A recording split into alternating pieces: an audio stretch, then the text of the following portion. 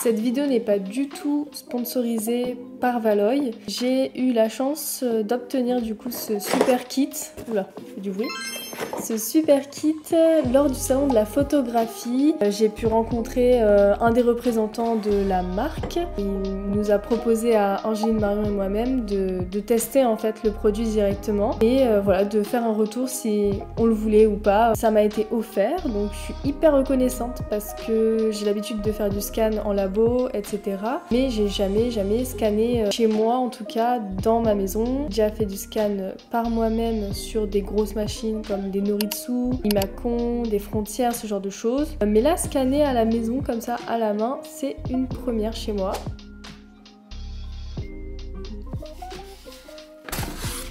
Il comporte un guide de démarrage qui est très simple à comprendre, ce qui va vous faciliter toute l'installation du matériel. Un corps principal IZ35 avec support, qui est en réalité une boîte lumineuse dans laquelle vous pourrez régler aussi bien la température de couleur que l'intensité. Mais ça, on en reparlera après.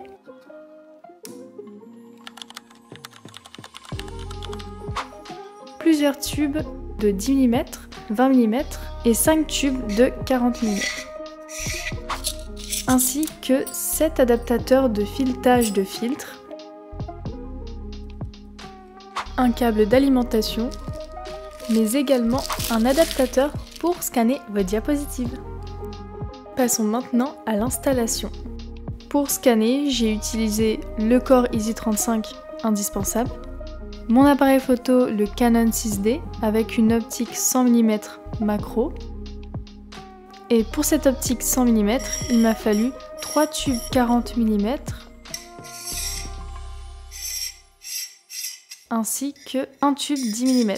Dans le guide, on nous recommande d'empiler les tubes les plus longs, les plus loin possible du corps de l'IZ35, puis de placer les tubes de réglage 10 mm et 20 mm à l'extrémité, faisant face à l'IZ35. Seulement parce que ça nous aidera à y accéder plus facilement.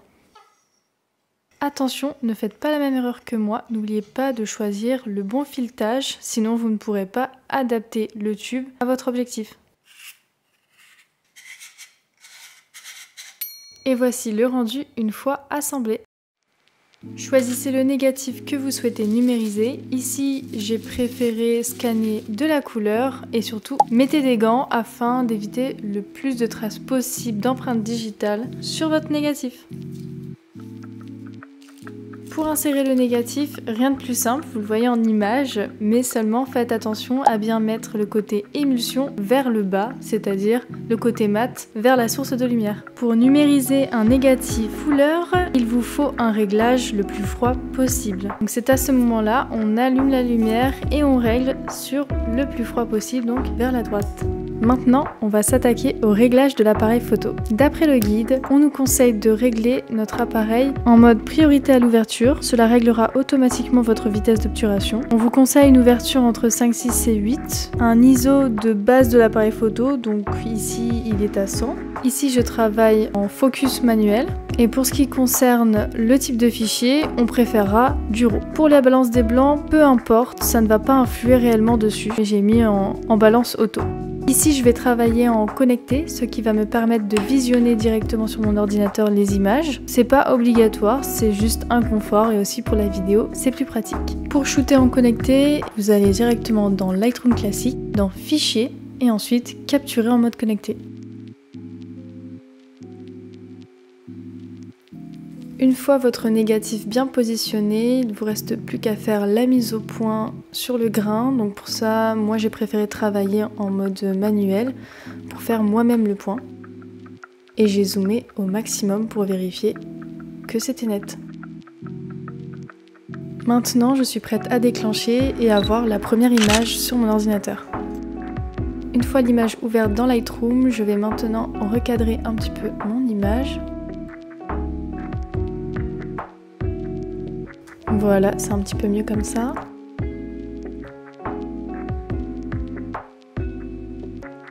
Pour inverser votre image, vous allez dans Fichier, Module externe et vous allez sélectionner Negative Lab Pro. Une fois le module externe lancé, une page du coup va s'ouvrir avec plusieurs choix à faire. Premièrement, on va choisir la source. Ici, j'ai utilisé une caméra numérique, donc digital caméra. Maintenant, on va choisir le rendu des couleurs. Donc ici, j'ai voulu prendre Noritsu parce que j'aimerais faire ensuite un comparatif entre scan que j'ai déjà fait chez Reportage Image, donc en Noritsu, et ici pour voir la différence réellement. Et on peut aussi choisir le pourcentage de saturation. Moi, j'aime pas trop la saturation, donc j'ai mis un pourcentage assez faible. Et maintenant, on va convertir le négatif pour voir ce que ça rend. Voilà, ma première image est convertie, c'est plutôt sympa, j'aime beaucoup le rendu des couleurs, à savoir que là c'est une pellicule de Gold 200 qui est pas périmée ou quoi que ce soit. Je trouve que c'est assez fidèle au rendu de la Gold.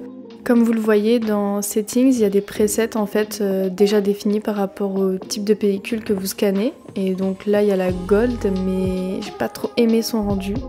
Mais bon, vous pouvez tester avec différents presets en fait déjà faits.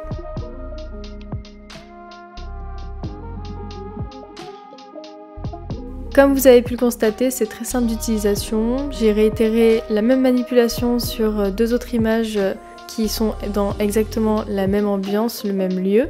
Maintenant, il ne me reste plus qu'à comprendre comment bien utiliser Negative Lab Pro. D'ailleurs, il y a une super vidéo sur la chaîne de EMGK, je vous mets le lien en description. D'ailleurs, dites-moi en commentaire si vous scannez vos négatifs à la maison ou pas, et si oui, quelle méthode vous utilisez. Et si vous avez déjà essayé l'Easy35 de chez Valoy, n'hésitez pas à nous faire un retour d'expérience en commentaire. J'ai encore beaucoup à apprendre pour améliorer la qualité de mes scans. Voilà, c'est la fin de ce test, en tout cas de ce petit mode d'emploi. J'espère que la vidéo vous aura plu. J'ai adoré scanner avec le Valoy Easy35. C'est une super opportunité pour moi de tester la numérisation de cette manière avec un appareil photo à la maison. Donc merci beaucoup à Thomas et à Valoy. Et n'oubliez pas de vous abonner et on se dit à dans 2 semaines pour une prochaine vidéo.